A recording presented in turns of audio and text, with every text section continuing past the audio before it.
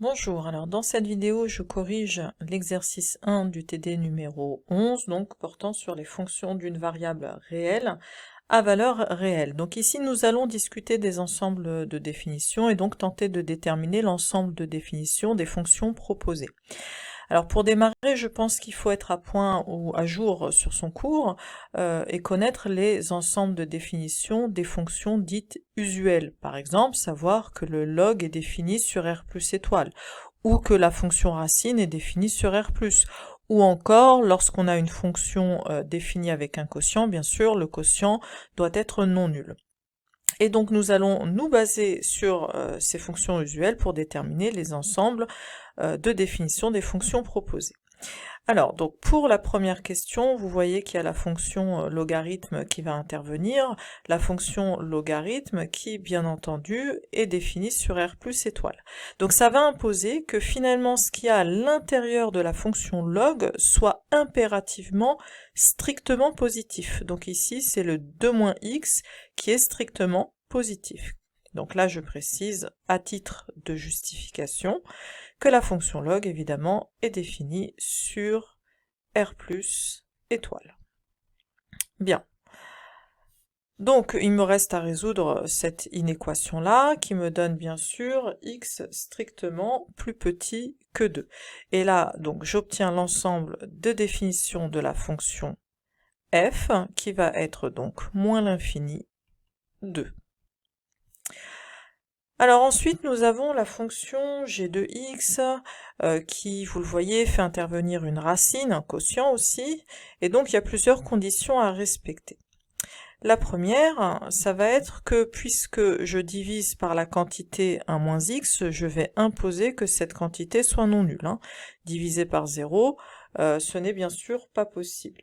Mais je vais aussi imposer que ce qui est sous la racine soit de signe positif, pour la simple raison que la fonction racine va être définie sur R+. Donc voilà la justification.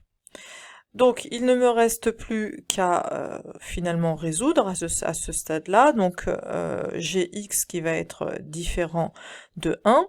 Et alors là, pour avoir finalement le signe de cette quantité, c'est-à-dire de 1 plus x sur 1 moins x qui doit être positif, je vais tout simplement être amené à faire un tableau de signes. Alors, dans mon petit tableau de signes, qu'est-ce que je vais y mettre? Les racines du numérateur, donc qui est moins 1, puisque ça change de signe en moins 1, donc là je peux mettre la quantité par exemple 1 plus x, 1 plus x qui va être négatif en dessous de 1 et positif au-dessus. Voilà. Alors, la quantité du dénominateur a pour racine 1, et donc je vais ajouter cette racine 1. Voilà. Et donc cette fois-ci, bien sûr, il y a changement de signe avant et après le 1. Donc c'est positif en dessous de 1, négatif au-dessus de 1. Et finalement, pour obtenir le signe du quotient, vous voyez, je n'ai plus qu'à faire ma règle des signes. Donc j'ai 1 plus x sur 1 moins x qui va être négatif, puis positif, puis négatif. Alors, bon, puisque je résous le quotient positif, à ce moment-là, donc je vais retenir cette partie-là, c'est-à-dire tout ce qui est compris entre moins 1, alors le moins 1 inclus, et 1. 1 que je ne prendrai pas pour la simple raison que c'est une valeur interdite, bien entendu.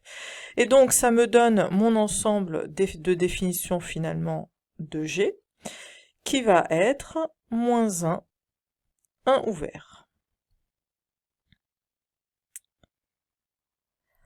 Alors, donc ensuite, pour la fonction h.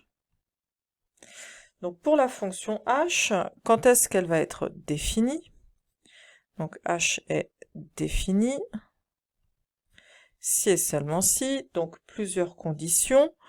Je dois avoir la quantité, donc 3x plus 7, qui doit être non pas positif, mais strictement positif à cause du log, qui, je vous rappelle, n'est pas défini en 0. Et bien sûr, le dénominateur qui ne doit pas s'annuler. Donc, deux conditions finales. Donc ici, je vais avoir x strictement supérieur à moins 7 tiers, Et ici, donc, j'ai x qui doit être différent de 2 et x différent de moins 2. Et donc, finalement, quel va être l'ensemble de définitions de h? Donc, je vais être strictement supérieur à moins 7 tiers. Je vais aller jusqu'à moins 2 puisque je dois retirer cette valeur-là, donc je peux repartir à moins 2. Hop, le 2, bien sûr, je l'enlève. Et donc, voilà l'ensemble de définitions de h.